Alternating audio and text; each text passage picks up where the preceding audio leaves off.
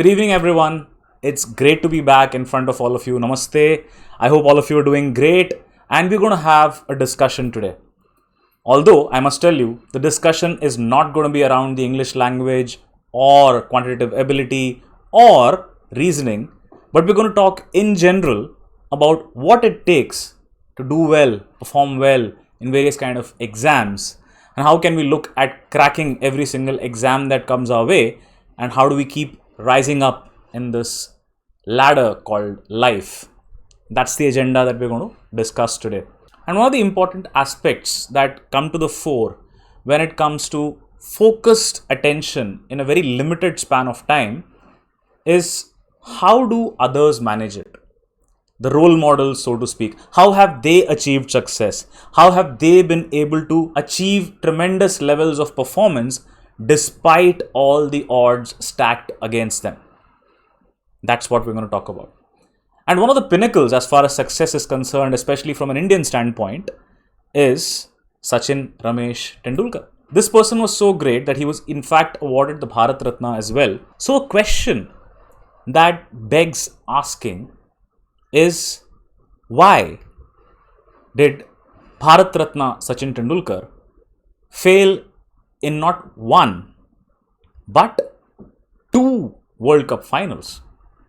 Mind you, he had set amazing standards for himself in both these World Cups, amassing huge amount of runs in both the 2003 and the 2011 World Cups. But why was it that when the stage was set, everything was ready, and the entire country was egging for him to perform on the biggest stage, he failed not once, but twice?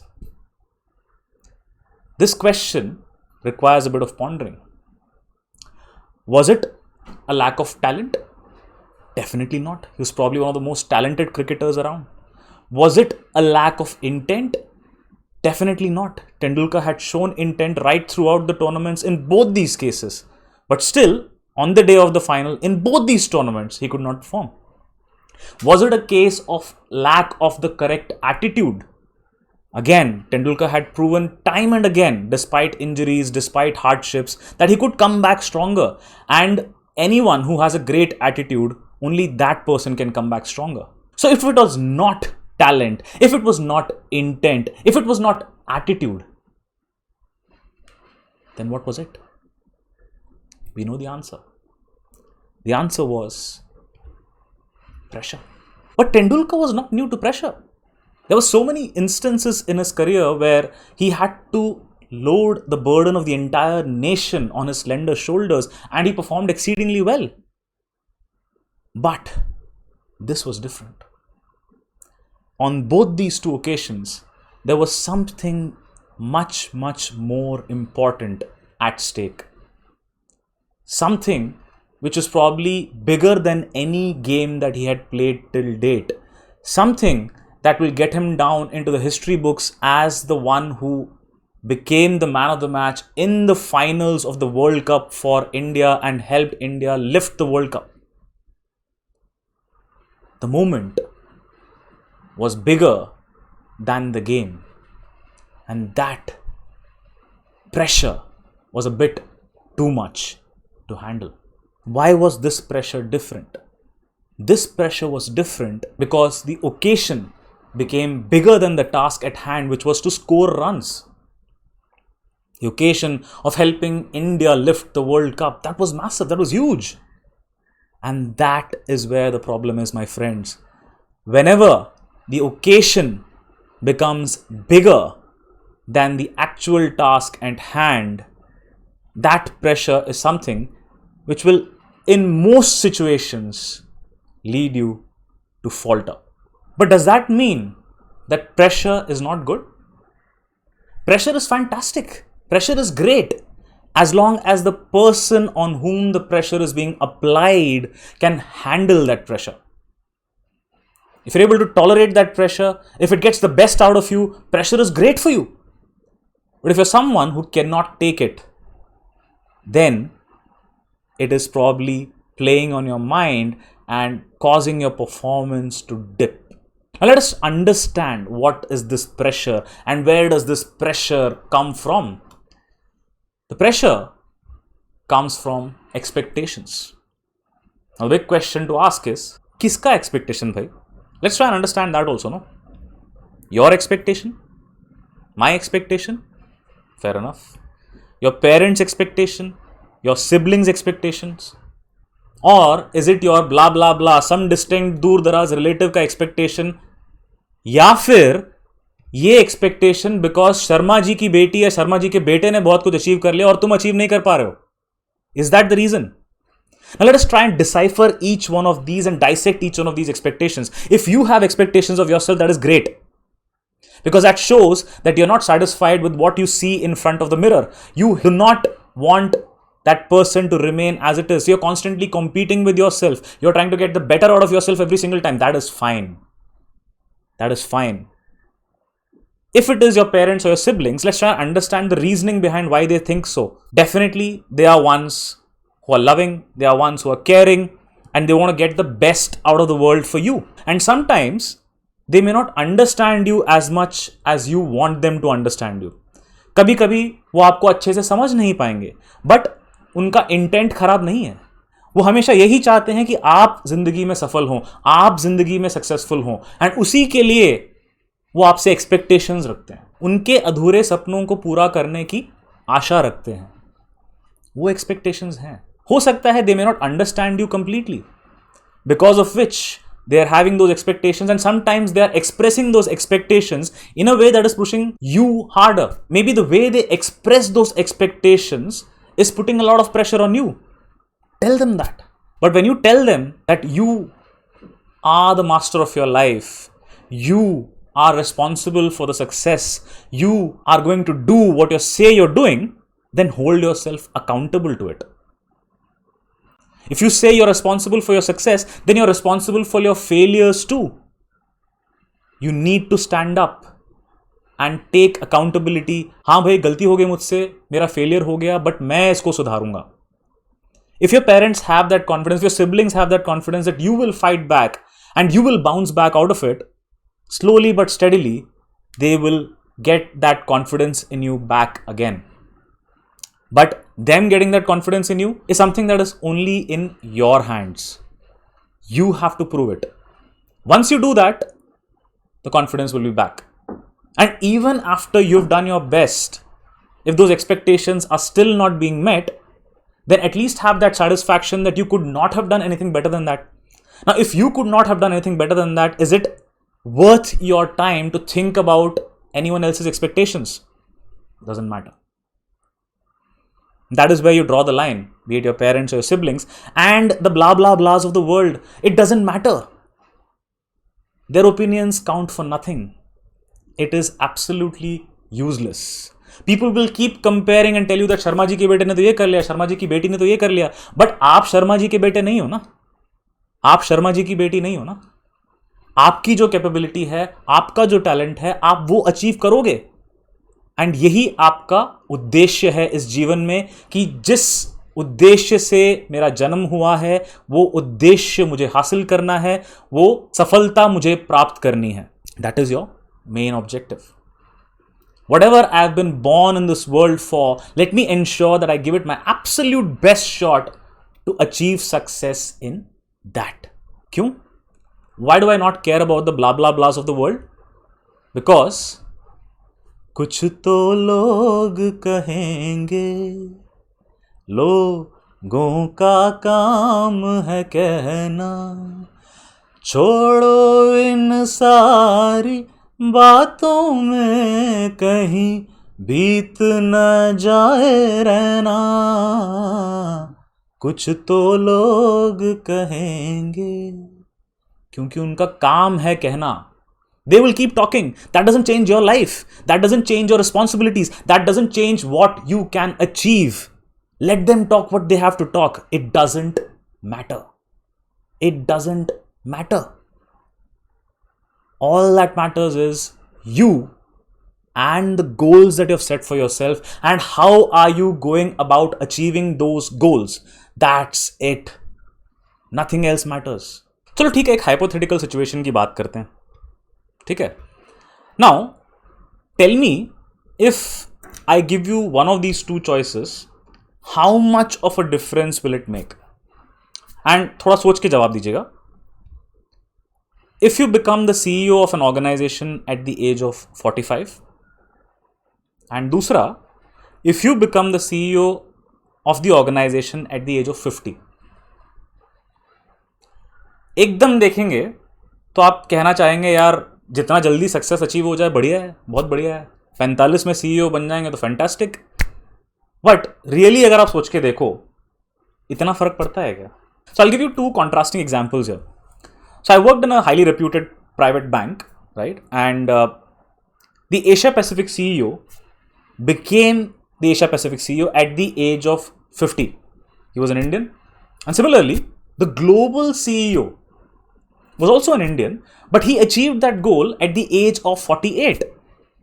Now, no one went up to the global CEO and said that, wow, you've achieved a great thing, you became the CEO at 48. And no one came to that Asia Pacific CEO and told him, boss, you took 2 years more to become the Asia Pacific CEO. No. Nobody says that. चाहे आप 45 पे CEO बने या 50 पे, it doesn't matter. Life runs its own race and every individual runs at their own pace. And if you consistently run at the speed that you're meant to run, you will reach your destination at some point in time. What is required is consistency. But as soon as you bring in that other C, which is comparison, that वो मेरे से तेज भाग रहा है, ये मेरे से धीरे भाग रहा है, सब डामाडोल हो जाता है. I will keep running at a consistent pace, at a pace that I'm comfortable with, and at a pace which clearly tells me that I'm not stagnating, I am moving forward. If that is happening, if I'm able to stand in front of the mirror and tell myself that, boss, I am happy with the progress that I've made today, then that's good enough, because you are moving forward. And trust me, that mirror is not something that you can fool that easily. If you're genuine and if you're standing in front of that mirror, and if that mirror tells you that, boss, आज मजा नहीं आया, आज तुमने effort नहीं मारा, और जब ये रियलाइजेशन आपके सामने आता है, उसके बाद आप क्या करते हो वो ज्यादा इंपॉर्टेंट है. If you just let go of that thought that the mirror is telling you that today wasn't great, and if tomorrow also you do the same mistakes again and stand in front of the mirror, and the mirror again tells you, boss, today wasn't great, then your life is going down. But if you listen to that mirror, if you commit a mistake and a mirror tells you today that, boss, aaj maza nahi aaya, and you put in that effort the next day and then you stand in front of the mirror, that mirror and the person inside it will feel proud of you. And make it a point that every single day you have to look at that mirror, and that person standing inside that mirror should look into your eyes and tell you, boss, I'm proud of what you've done today. If you're done that, whether you become CEO at the age of 45, 50, 55, it doesn't matter. Some of the greatest startups actually blossomed when the individuals were beyond the age of 40. Take the example of the hero of Iron Man, Robert Downey Jr. His first Oscar nomination came in the year 1992 for his role of Charlie Chaplin, but it took him 16 more years for acing the role of Tony Stark in Iron Man. And it's been said that Iron Man was the reason why the Marvel Cinematic Universe actually came into being, because that movie became such a huge hit that all the movies got a breakthrough. So it took him 16 years after that initial Oscar nomination to achieve the real potential that he had. Takes time. It's fine. But you have to ensure that you listen to that person standing and staring you in the eye in that mirror. If you don't listen to that person, that moment of Iron Man will never arrive. But if you keep listening to that person, that moment will arrive soon. So, CEO it is. Whether it is 45, whether it is 50, whether it is 55, whether it is 40, it doesn't matter. You are born to achieve greatness and you will achieve it, provided you work towards it with single-minded focus and consistency. So while focus and consistency are definitely important, one key ingredient that will stand you in great stead is self-belief. अपने ऊपर विश्वास, तन्नम्बिक्कै, as they say in Tamil. Because if you have that, you can achieve great things. And since all of you keep on saying that we keep taking examples from cricket, here's an example from another sport which is very close to my heart. And let's see if you like this one.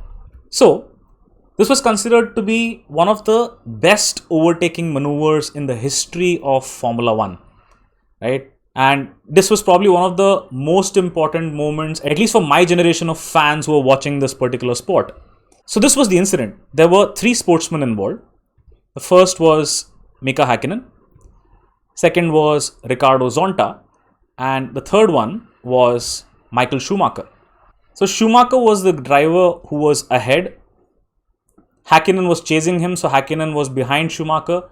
And Ricardo Zonta was basically a driver who was 1 lap down. So basically the concept of Formula 1 revolves around all the drivers going around a track, right? So you'll have something like a track and each of the drivers has to complete the track. If you beat one driver and you're driving much faster than them, you would obviously go ahead of them and move into the next lap. So in this case, Ricardo Zonta was basically 1 lap behind the leaders, which is Michael Schumacher and Mika Häkkinen. So if you see the track, it is basically wide enough for 3 cars. But generally in Formula 1, you'll find that the speeds are so high that it's just one driver and the other person behind the driver who's trying to overtake him through different positions. It had never happened till that time that you had one car, there was a back marker or a car which was 1 lap down, and there is another car behind. It had never happened until that time that an overtaking had happened in such a situation. So what exactly happened here? Michael Schumacher was definitely overtaking the back marker because back marker was already 1 lap down. So there is no way that he will block the way for the race leaders. So Michael Schumacher decided to take this lane. And as Schumacher kept moving forward, never did he realize that Mika Häkkinen had actually taken the lane towards this side and drove so fast that by the time Schumacher overtook the back marker, Häkkinen had already moved forward. Now this incident was so shocking and was so surprising that everyone on commentary, drivers, everyone was absolutely in awe of what Mika Häkkinen had achieved. It had never happened before. It was a game changer as far as the sport was concerned. An overtaking maneuver which till date is considered to be one of the greatest overtaking maneuvers, and Michael Schumacher had no clue that this could be done. That is what is required sometimes in life. No one told Mika Häkkinen that you cannot overtake another car when there is a back marker in between the 2 cars. It never struck that it cannot be done. He only thought that my goal is to reach Schumacher and to beat Schumacher. Whether Ricardo Zonta is in between or not, it doesn't matter to me. I will keep focusing on my goal. I will keep moving forward and I will achieve success. There have been many such overtaking maneuvers that have happened subsequently, but this one holds as one of the best overtaking maneuvers ever because of the novelty factor. Because of the fact कि ऐसा पहले कभी हुआ ही नहीं था. ये किसने बोला है कि कल के पेपर में आप सिर्फ 50 क्वेश्चन कर पाओगे? ये किसने बोला है कि कल के पेपर में अगर पेपर आसान आया तो आप सिर्फ 70 क्वेश्चन कर पाओगे? किसी ने बोला है क्या कि डिफिकल्ट होगा तब आप क्वेश्चंस कम कर सकते? किसी के लिए डिफिकल्ट है, किसी के लिए आसान है, किसी के लिए मुश्किल है, तो आपके लिए आसान भी तो हो सकता है. It's all in here. It all boils down to what this tells you. If this is ready to believe what you're born to achieve, then it will ensure that everything else works in its favor. Right? Shahrukh Khan की movie तो आपने देखी है. उसका जो saying था वो कहाँ से आया था? ओरिजिनली सेइंग जो था वो पोलो कोएलो के नॉवल से आया था, that is alchemist. Shahrukh Khan ने तो बाहें फैला के बोल दिया कि जब किसी चीज़ को आप दिल से चाहो तो पूरी कायनात आपको उससे मिलाने में जुड़ जाती है. But the original is from Alchemist which says that if you desire something so deeply then the entire universe conspires to achieve it for you. Mika Hakkinen को किसी ने ये नहीं बोला कि आप ये नहीं कर सकते. उसने करके दिखाया, क्योंकि उनको अपने आप पे विश्वास था कि वो ये कर सकते हैं। अपने आप पे विश्वास रखिए, चीज़ें अपने आप होनी शुरू हो जाएंगी। हाँ, विश्वास के अलावा मेहनत का भी बहुत इंपॉर्टेंट रिलेशनशिप है, बिकॉज सिर्फ विश्वास से दुनिया नहीं चलती। विश्वास के साथ मेहनत भी ज़रूरी है, और अगर मेहनत करेंगे तो विश्वास की जीत ज़रूर होगी। चलो आप बोलो कि यार परफॉर्म करने के लिए स्टार्ट भी तो अच्छा होना चाहिए, राइट? तो शुरुआत में हम कोशिश तो करेंगे। जैसे in my case what I used to do is, किसी भी एग्ज़ाम से पहले ही, मतलब मैं 5-10 मिनट पहले ही कुछ ना कुछ पेपर या कुछ पढ़ना शुरू कर देता था, जिससे कि मेरा एक मोमेंटम बन जाता था। That was my style, right? जिससे कि जैसे ही मैं एग्जामिनेशन हॉल में घुसूंगा तो मेरा दिमाग ऑलरेडी फोकस्ड है उसको अटेम्प्ट करने के लिए। बट ज़रूरी नहीं है कि वो टैक्टिक आपके लिए चले। तो जो चीज़ आपको वर्कआउट करती है, जिस चीज़ को आपने इस्तेमाल किया है अपने मॉक्स में, और आपने देखा है कि आपको सक्सेस मिल रहा है, उसी टेक्निक को फॉलो करिए, बिकॉज अभी चेंज करना is not the right strategy, right? Having said that, आप ये बोलोगे कि यार अच्छा स्कोर करने के लिए स्टार्ट हमेशा फैंटास्टिक होना चाहिए। तो आप बोलते हो कि सर अच्छा स्कोर करने के लिए स्टार्ट बढ़िया होना चाहिए, मस्त स्टार्ट होगा तभी अच्छा स्कोर हो पाएगा। ओके, हमेशा ऐसे ही होता है क्या? चलो ठीक है, आपको वीरू और गंभीर ने फैंटास्टिक स्टार्ट दे दिया, आप एंड ऑफ द ओवर्स में आते हो, आप 6 छक्के जड़ देते हो, उसके बाद पूरी दुनिया आपकी वाहवाही कर रही होती है। ठीक है, ऐसा भी होता है, बट हर बार ज़रूरी है ऐसा ही होगा? कभी कभी ऐसा भी हो सकता है ना कि आपकी आधी टीम 17 रन के स्कोर पे वापस पेविलियन जा चुकी है और पूरा का पूरा दारोमदार आपके कंधों पे आ गिरा, और मैच भी इंपॉर्टेंट है वर्ल्ड कप का। जब तक आप नहीं मारेंगे, क्योंकि आप कप्तान भी हैं, तो टीम आगे बढ़ नहीं पाएगी। That is also possible, right? That the entire burden of the nation is on your shoulders. You will always not get a great start. You might be down at 17 for 5. What do you do in that situation? You assess the situation. You play yourself in. You get your confidence back. And once the confidence is back and the shots start coming in, you take control. You take charge and you blast the opposition away. That is what you do. You will always not get a great start. The next question that comes in is, अरे sir आप तो युवराज सिंह और कपिल देव की बात कर रहे हो, both of them were so talented, fantastic, phenomenal, excellent, right? They did not have any great disadvantages in life. Did this guy have any disadvantage or not? Probably one of the greatest physicists that the world has seen. If you've not read his book, The Brief History of Time, it's a must. You should definitely read it. And some phenomenal things that he's achieved in his career. So very early in his life, Stephen Hawking was diagnosed with the motor neuron disease. It was a degenerative disease which kept on slowly paralyzing each and every part of his body. And this slow degeneration at one point of time also led to the loss of his speech. But he did not give up. He used a speech generating device which in turn communicated what he was thinking. At no point in time in his career, which spanned several decades by the way, did he let this debilitating disease win over him.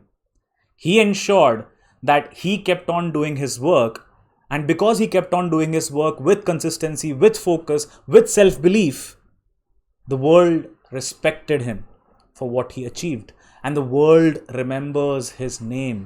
So it's not about getting a great start. If you get a great start, fantastic, capitalize on it. There is a chance that you may not get a great start, but it is still possible for you to recover and achieve what you're meant to achieve, as long as you are consistent and have that self-belief. And third, you may feel that I don't possess the talents, I do not have the skills required. Now is not the time for such negative thoughts. Whenever such negative thoughts come into your mind, think of what Stephen Hawking achieved, and think of the kind of debilitations that he had, the kind of disadvantages that he had, despite which he achieved what he has achieved. Do you have those disadvantages? If no, then it is time for you to believe in yourself and achieve what you're meant to achieve. So when you go out there tomorrow, don't go there with a preconceived notion कि अगर paper easy आएगा तो इतना लेके आऊंगा, paper मुश्किल आएगा तो इतना लेके आऊंगा, पेपर मीडियम आएगा तो इतना लेके आऊंगा। नहीं, play it by the year.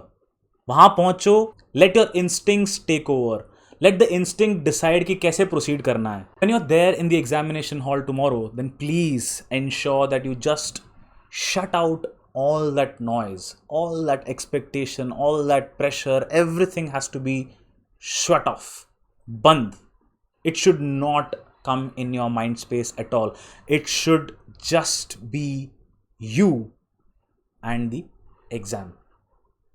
और उसमें भी एक इंपॉर्टेंट एस्पेक्ट को याद रखना है कि I am okay to let the question win and I am okay if the question wins the battle against me. एक क्वेश्चन ने मुझे हरा दिया, कोई बात नहीं, मैं जंग जीतूंगा. If the question defeats me in battle, I'm fine. I will win the war of the exam. That has to be the motive. Ego को बीच में नहीं आने देना है. You should not let your ego interfere, saying that अरे ये question मेरे से नहीं हो रहा, ऐसे कैसे हो सकता है?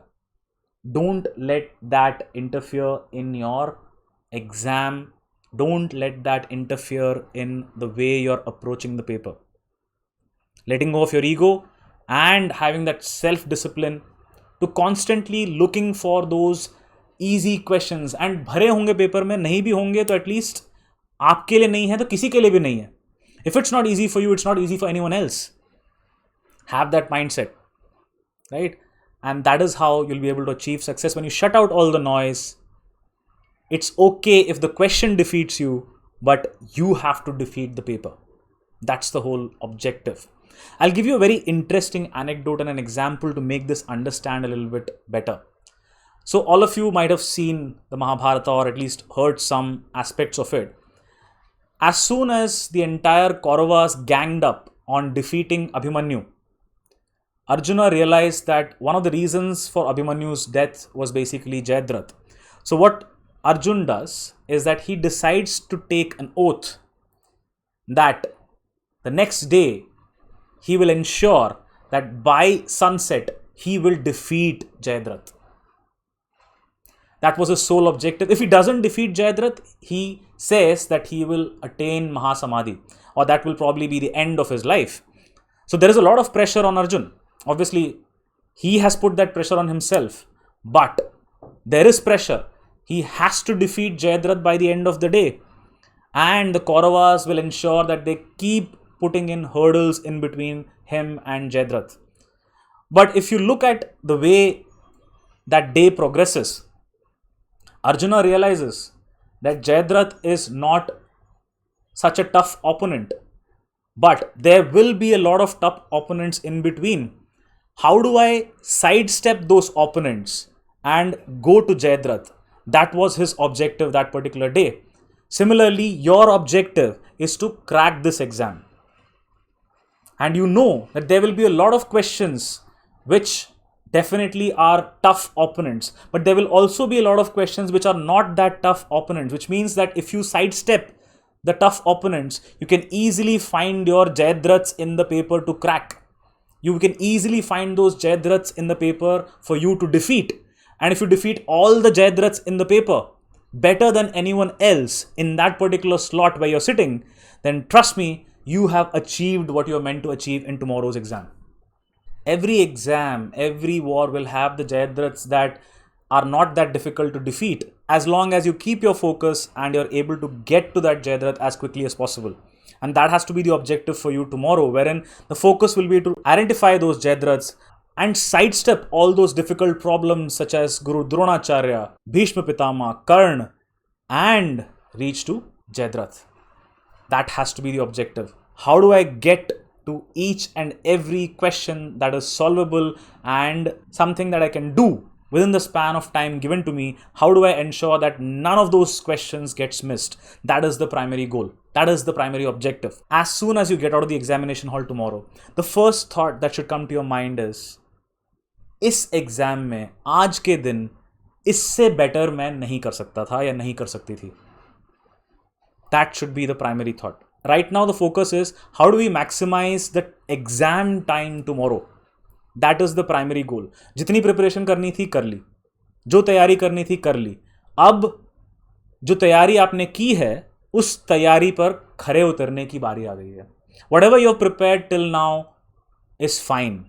What is important is when you're sitting in that examination hall tomorrow, when you're looking at the paper, when you're looking at the questions, you have to deliver the best in that time. It's sometimes a little unfair that an entire year boils down to just a few hours, right?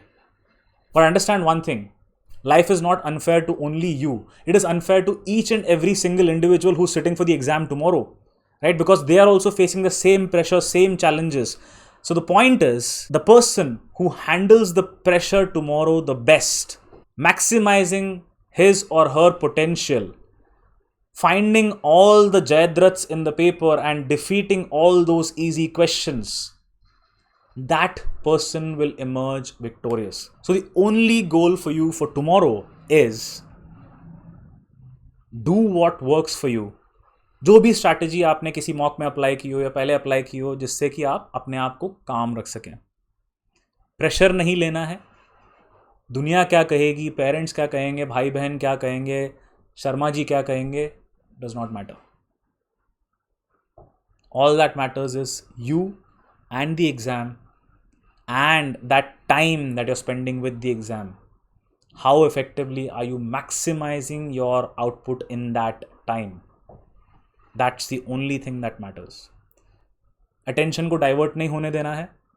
Concentrate करना है. Imagine all those great successes that you have achieved in your life. जो मेहनत आपने की है कभी, जिसका आपको अच्छा फल मिला है. Think of all those positive moments. Especially just before entering the examination hall, think of all those positive thoughts. Get yourself in that zone.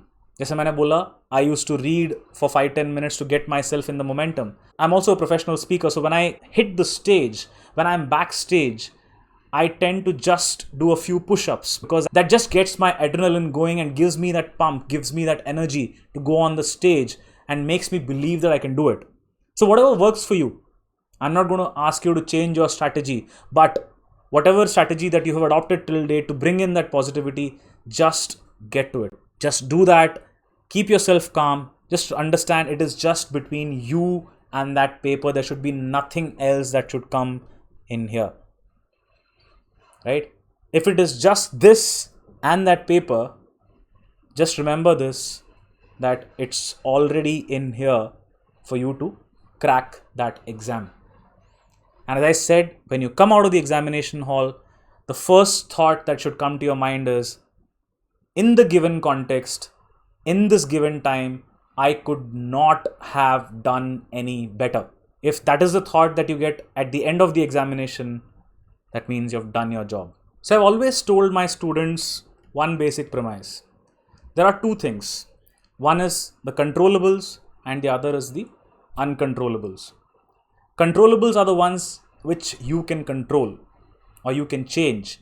And the uncontrollables are the ones which obviously, as the word suggests, you cannot control. Right? And there's a very famous shloka from the Bhagavad Gita which says, Karmanya bhadikaraste ma phaleshu kadachana ma karma phalahetur bhumate sangotsva karmani. Which means, focus on the task at hand. Focus on the job. Focus on doing your duty. Forget about the fruits of your duty. The fruits will automatically come to you when the time arrives. So concentrate on the controllables. What are the controllables right now? To give your best shot tomorrow, to give your best shot to find out all those Jayadraths hidden within that paper and sidestep all those Karnas, Bhishmas and Dronacharyas, because you will find your Jayadraths in the exams for you to beat. That's the most important thing. And just like Mika Häkkinen, have that belief that if this has not been done till now doesn't mean that it cannot be done ever. You could be the first one to achieve a miraculous performance. Have that self-belief and go in with that self-belief in the examination hall. And if you find a paper that's really tough, understand that it is tough for everyone else and at least have that self-belief in yourself that if it is tough for you, it is tough for everyone else as well. Never let the pressure or the expectations weigh you down in the examination. Just shut those things off and it is just between you and the exam. Those are the controllables. You can control yourself, you can control your emotions, you can control the fact that you have to let go of the Karnas, the Bhishmas and the Dronacharyas, and it's under your control to find the Jayadraths as well. What are the uncontrollables? the difficulty level of the examination, things that the people will say, they will keep saying, it doesn't matter. And for that, always remember, people will keep saying, but does it matter if you become the CEO at the age of 45 or 50? You will become a CEO. That is what you're meant to achieve, and you will achieve that one day. So just shut out what others are thinking. Just shut out what people have expectations from you. It's just between you and the exam. So all the uncontrollables with regards to the pressure, the expectations, the difficulty level of the examination, just forget about all of those things because those are uncontrollable. Let's try and concentrate on what we can control. And within those dimensions, let's give it our absolute best. So that when you stand in front of that mirror tomorrow at your house, the eyes staring back at you should tell you that आज इससे अच्छा नहीं कर सकता था. I could not have done better than this today. And if that face in the mirror is telling you that, then you can sleep in peace. Just remember one thing. You were born to win. You were born to win. And you will win. Be it tomorrow or be it some other time. But we will give it our best shot tomorrow to prove not to the world, not to your parents, not to your siblings, not to Sharma ji or anyone else, but to yourself that you're a winner. You want to prove it to yourself that you're a winner. Nobody else. But just in case that doesn't happen, doesn't mean that you're a failure. Because you will bounce back and you will win. Whether you become CEO at 45 or whether you become a CEO at 50, it doesn't matter. You were born to win and you will win as long as you have that consistency, that focus, and that self-belief. So dear friends, have faith, have that self-belief. You can win and you will win tomorrow. Chak de. All the best, guys. Give it your absolute best tomorrow. And as they say, do the best and leave the rest.